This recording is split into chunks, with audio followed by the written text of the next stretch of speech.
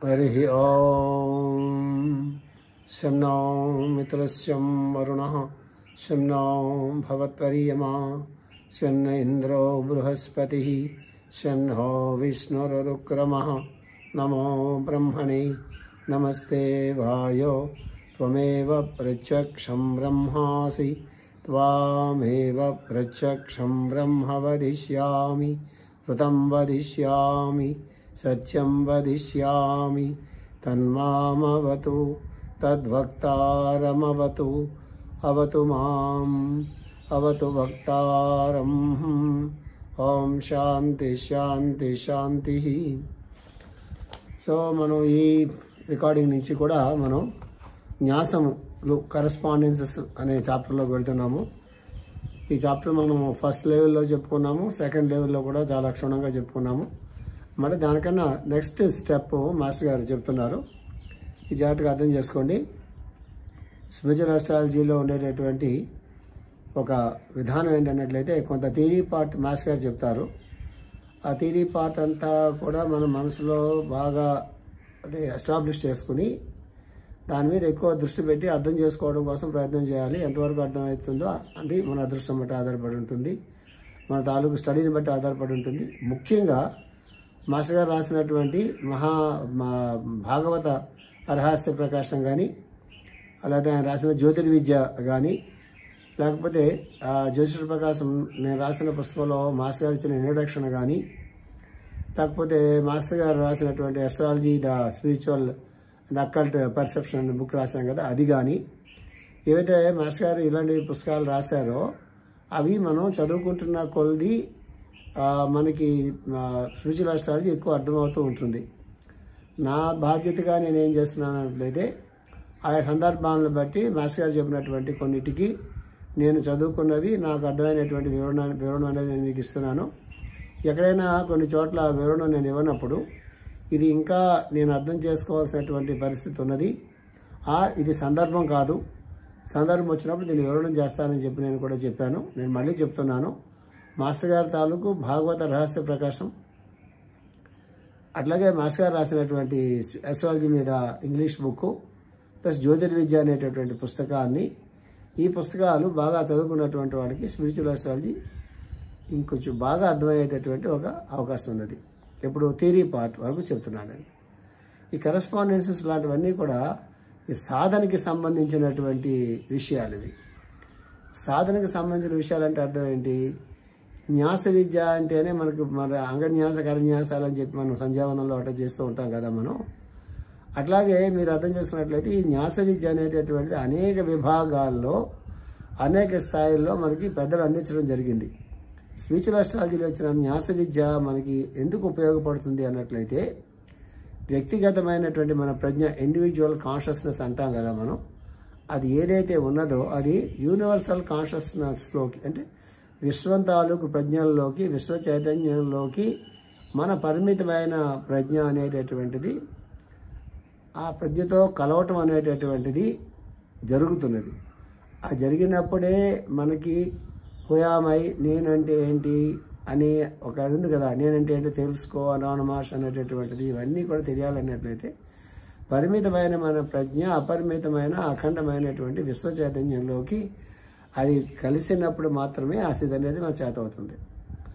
అంతే కూడా కాకుండా ఇంకొక చాలా ఇంపార్టెంట్ విషయం ఏంటంటే, అనేక జన్మల తాలూకు కర్మవాసనలతో కర్మబంధాలతో మనకి ఈ శరీరం అనేది జన్మ అనేది వస్తుంది. కాబట్టి ఈ కర్మబంధాల నుంచి బయటికి రావటానికి సత్కర్మ, దుష్కర్మ వాసనల నుంచి బయటికి రావడానికి సత్కర్మ ఆచరణ మాత్రమే, సేవ మాత్రమే సరి అయిన మార్గం అని మాస్టర్ ఈకే గారు చెప్తారు. దాంతో పాటుగా ఈ కర్మ అనేది కానీ, గ్రహాల తాలూకు ప్రభావం అనేటటువంటిది కానీ, అవి మన మనసు పరిధులలో మనం జీవిస్తున్నంత కాలం మాత్రమే అవి పనిచేస్తూ ఉంటాయి. మన మనస్సు తాలూకు స్థాయిని దాటి బుద్ధిలోకాల్లోకి మన చైతన్యం అనేది విప్పారినప్పుడు, బుద్ధిలోకాల్లో మన చైతన్యం మేల్కొన్నప్పుడు, బుద్ధిలోకాలకి పైన ఉండేటటువంటి లోకాల్లో ఆత్మలోకాలకు సంబంధించినటువంటి వాటిల్లోకి మన మనస్సు ప్రయాణం చేసినప్పుడు, అక్కడ దాంతో అది కలిసినప్పుడు ఈ గ్రహాల తాలూకు ప్రభావాలు మన మీద ఒక స్థాయి దాటి పనిచేయవు. పనిచేసినా కూడా అవి మార్గదర్శకులుగా స్నేహితులుగా పనిచేస్తాయి తప్ప అవి మనల్ని కండిషన్ చేయసుమా అని మాస్టర్ గారు చెప్తారు. సో స్పిరిచువల్ అస్ట్రాలజీ తాలూకు ఈ సాధనా విధానంలో ఉండేటటువంటి గొప్పతనం ఏంటంటే మనకు తెలియకుండా ఈ మార్గంలో మనం ముందుకు వెళ్తున్నప్పుడు మన కర్మబంధాలు కానీ మన కర్మవాసనలు కూడా కానీ కరిగిపోయేటటువంటి ఒక పరిస్థితి మనకి ఏర్పడుతుంది. దానికి కారణం ఏంటన్నట్లయితే మనం చదువుకుంటున్నంతసేపు ఇది వింటున్నంతసేపు గ్రహాలు గ్రహాధిపతులు వాటి తాలూకు ప్రభావాలు ఎట్లా పనిచేస్తాయి, వీటన్నిటికీ దేవతల తాలూకు ప్రజ్ఞలు, సృష్టిలో దేవతలు ఎలాంటి పాత్రలు పోషిస్తున్నారు లాంటి విషయాలు మనం పదే పదే పదే పదే పదే మనం చెప్పుకుంటూ ఉంటాము, వింటూ ఉంటాం, చదువుకుంటూ ఉంటాం. కాబట్టి మనకు తెలియకుండా వారి ప్రజ్ఞ నెమ్మదిగా వాటిల్లోకి వికసించడం అనేది మొదలవుతుంది. సో అట్లాంటి ప్రాసెస్లో మనకి ఏదైతే మనం ఈ కరెస్పాండెన్సెస్ మనం చెప్పుకుంటున్నామో న్యాసం అనేటటువంటిది అది చాలా ఇంపార్టెంట్ చాప్టర్. అది మళ్ళీ మన తెలుగులో మనం చెప్పుకుంటున్నాం కాబట్టి ఇంగ్లీష్లో స్పిరిచువల్ అస్ట్రాలజీ బుక్లో కూడా మీరు చదువుకోండి. అలాగే మనం సెకండ్ లెవెల్లో చెప్పుకున్నట్టు astrology the spiritual and occult perception అనే బుక్లో కూడా చదువుకోండి, బాగా ఉపయోగపడుతుంది. రాశి చక్రంలోని ప్రతి బిందువు ప్రతి మనిషి శరీర భాగాల్లో అనురూపమైన సంబంధాలను కలిగి ఉంటుంది. రాశి చక్రంలో ఉండే ప్రతి బిందువు కూడా మనలో ఉండే శరీర భాగాలతో ఒక సంబంధాన్ని కలిగి ఉంటుంది సుమా. ఆ సంబంధాన్ని ఈ లా ఆఫ్ కరెస్పాండెన్సెస్ కానీ న్యాసము అని కానీ అంటారు. ఇది వరకే వివరించడం జరిగింది. నిస్సందేహంగా ప్రతి జంతువు, వృక్షము, ఖనిజముల పరమాణువులు కూడా దాని దేహము లేక నిర్మాణముల్లో ఈ అనురూప సంబంధములను కలిగి ఉంటుంది. అంటే ప్రతి జంతువులో కానీ వృక్షంలో కానీ ఖనిజాల్లో కానీ ఉండే ప్రతి అణువు కూడా దాని దేహంలో నిర్మాణాల్లో ఈ జంతువుల దేహ నిర్మాణాల్లో అణువులు కూడా ఈ సంబంధం కలిగి ఉంటుంది సుమా అని చెప్తున్నారు. అంటే ఈ సంబంధం లేకుండా సృష్టిలో ఏమీ ఉండదు సుమా అని అర్థం చేసుకోవాలి. ఈ సంబంధము భౌతిక శరీర ఆకృతిలోనే కాకుండా సూక్ష్మవాహికలతోనూ వాటి ధర్మాలతోనూ కూడా ఉంటుంది. ఇది ఈ సంబంధం అనేది కేవలం భౌతికమైనటువంటి ఆకృతిలోనే, అంటే మనం చెప్పుకున్నాం కదా ఆకారాలు ఎలా ఏర్పడతాయని మనం చెప్పుకున్నాం కదా, అది కంటిన్యూ చేస్తున్నారు మేషాలు. భౌతికమైనటువంటి ఆకృతుల్లోనే కాకుండా లోపల ఉండేటటువంటి సూక్ష్మ సెటిలర్ ప్లేన్స్ అంటాం కదా మనం, సూక్ష్మ వాహికలతో కూడా వాటి ధర్మాలతో కూడా ఈ న్యాసం అనేది ఉంటుంది సుమా అని చెప్తున్నారు. ప్రస్తుతానికి మనం మానవునికి సంబంధించిన విషయాలను తీసుకుందాము. అన్ని సామాన్య జ్యోతిషాస్త్ర గ్రంథాల్లోనూ రాశిచక్రంలోని రాశులతో మన భౌతిక శరీరానికి న్యాసం కలిగి ఉండటం మనం గమనిస్తాము.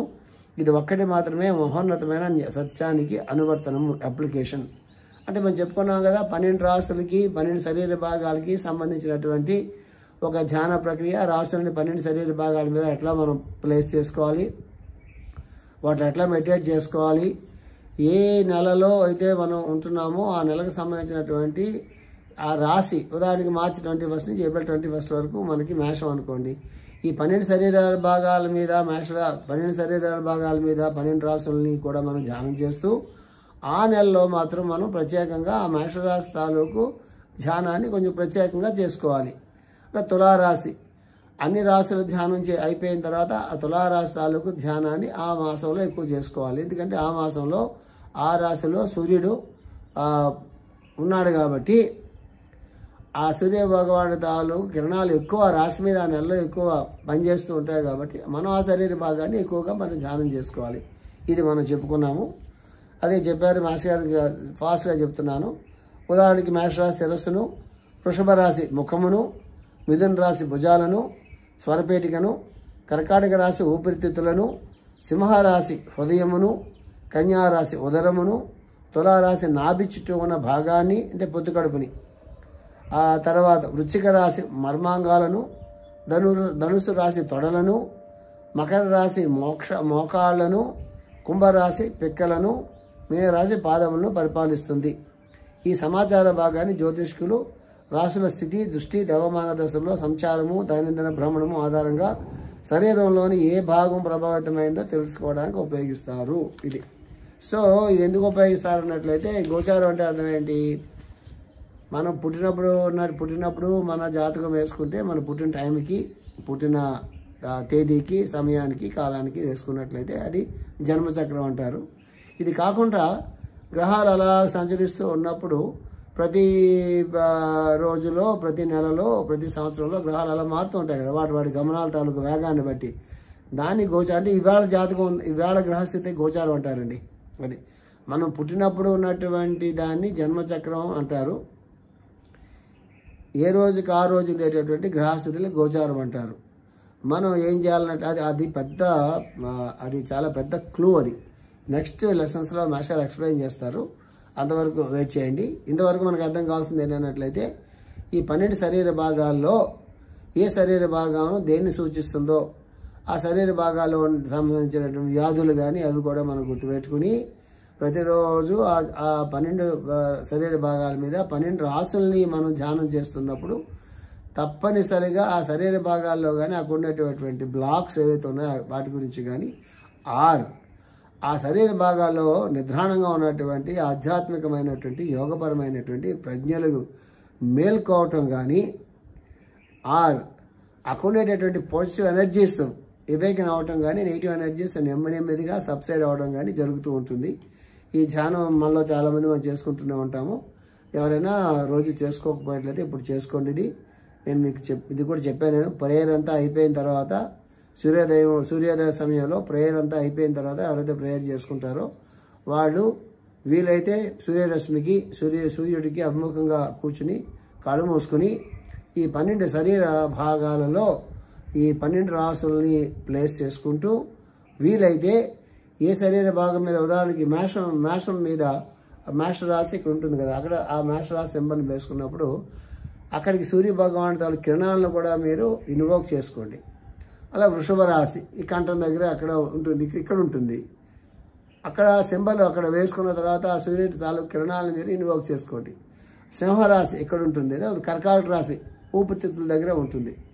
సో మీకు ఊపిరితిత్తుల దగ్గర ఏదైనా ప్రాబ్లం ఉన్నది, ఆర్ అక్యూములేషన్ ఆఫ్ మ్యూకస్ ఫ్లమ్ లాంటివి ఉన్నవి, ఆర్ ఆస్మా లాంటి ప్రాబ్లమ్స్ ఉన్నవి అంటే మనకు తెలియకుండానే ఇక్కడ మనకి తెలియకుండా ఏంటి తెలిసే మనకి ఈ ఊపిరితిత్తుల దగ్గర ప్రాబ్లం ఉంది కాబట్టి ఖచ్చితంగా అక్కడ కర్కాటక రాష్ట్రాల సింబల్ వేసుకుని కొంచెం ఎక్కువసేపు ఆ సూర్యకిరణాలన్నీ కూడా ఆ కర్కాటక రాశి పైన ప్రతిబింబిస్తున్నట్టుగా ఆ కిరణాలన్నీ కూడా ఒక కిరణాల పుంజం అంతా వచ్చి ఇదంతా ఈ ప్రాంతం అంతా కూడా ఆ కిరణాలతో నిండిపోయినట్టుగా ఎక్కువసేపు కానీ మనం ఆ రాశి ధ్యానం చేసుకున్నట్లయితే ఆ కర్కాటక రాశిలో నుంచి వచ్చినటువంటి ఆ సింబల్ ఆ ముద్ర ఉంది కదా, యంత్రం అని అనుకోండి, దాంట్లో నుంచి పాస్ అయినటువంటి సూర్యకిరణాలు ఖచ్చితంగా ఆ భాగాన్ని రిపేర్ చేసి పెడతాయి.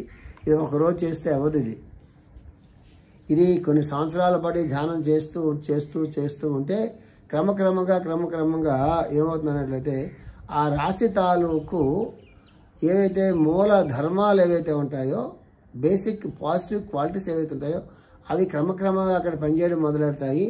అక్కడ ఉండేటటువంటి అనవసరమైనటువంటివి, ఆరోగ్యానికి మంచివి కానటువంటివి, మనస్సుకి ఆలోచనలకి మంచివి కానటువంటివి, జీవితానికి ఉపయోగపడినటువంటివి అలాంటి నెగిటివ్ థాట్స్ కానీ నెగిటివ్ ఎనర్జీస్ ఉన్నట్లయితే క్రమక్రమంగా మనలో నుంచి బయటికి వెళ్ళిపోయి మన చైతన్యం క్రమక్రమంగా విశ్వ చైతన్యంలోకి వెళ్ళడానికి అవకాశం ఉంటుంది.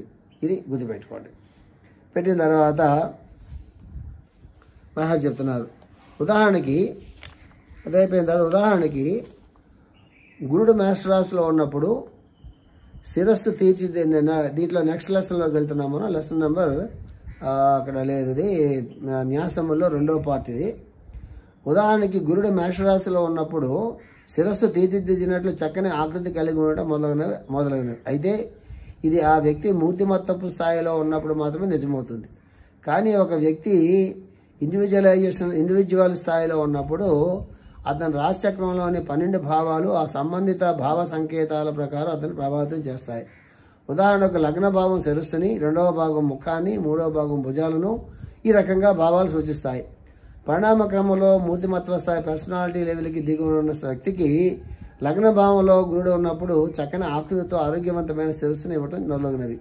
ఈ రకంగా రాశుల్లో భావాల్లో భౌతిక శరీరం యొక్క అవయవ స్థానాలను ఈ విధమైన పద్ధతిలో గుర్తించడానికి ఆధ్యాత్మిక జ్యోతిష్యంలో ఒక సమున్నతమైన ప్రయోజనం ఉన్నది. మనం ఇప్పుడు సెకండ్ స్టెప్కి వెళ్తున్నాము. ఈ సెకండ్ స్టెప్ ఏదైతే మనం ఇప్పుడు చెప్పుకోబోతున్నామో అది ప్రెడిక్టివ్ ఆస్ట్రాలజీలో కూడా చాలా చక్కగా ఉపయోగపడుతుంది. మీరు జాగ్రత్తగా గుర్తుపెట్టుకోండి. ఇది ఏంటన్నట్లయితే మనం 12 రాసులని 12 శరీర భాగాల మీద మనం ధ్యానం చేస్తున్నాం కదా.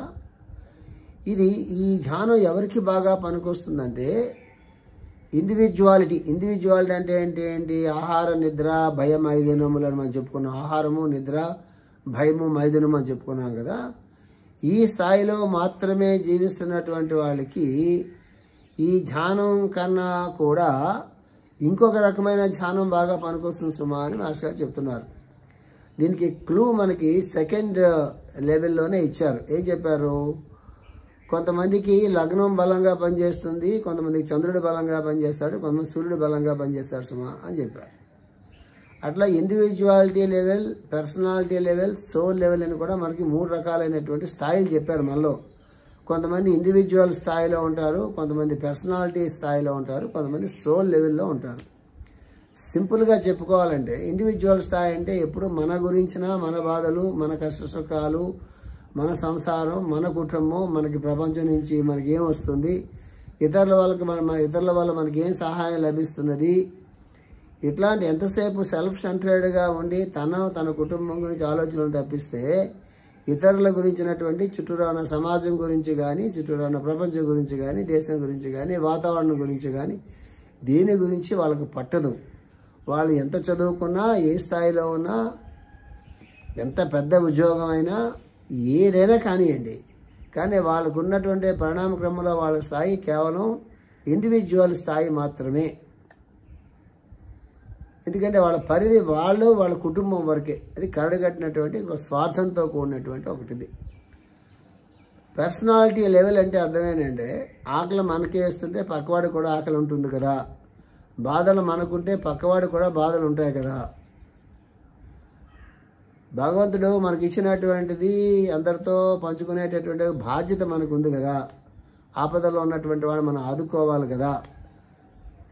మనకున్నటువంటి పరిస్థితులే వాళ్ళు కూడా ఉంటాయి కదా అనేటటువంటిది భావన ఉంటుంది కదా. అదేమవుతుంది అన్నట్లయితే నేను నాది అనేటటువంటి ఈగో స్టేజ్ నుంచి, అహంకారం తాలూకు అహం నేను అనే భావం స్టేజ్ నుంచి గ్రూప్ లెవెల్లోకి, అంటే 10 మందిలో కలవడం కానీ, 10 మంది కష్టకాల్లో భాగం పంచుకోవడం కానీ, బాధ్యతలు తీసుకోవటం కానీ, లేకపోతే 10 మందికి మంచి చేయాలనేటటువంటి ఒక సేవా భావం కానీ, గ్రూప్ లివింగ్ అంటాం. అది మొదలవుతుంది.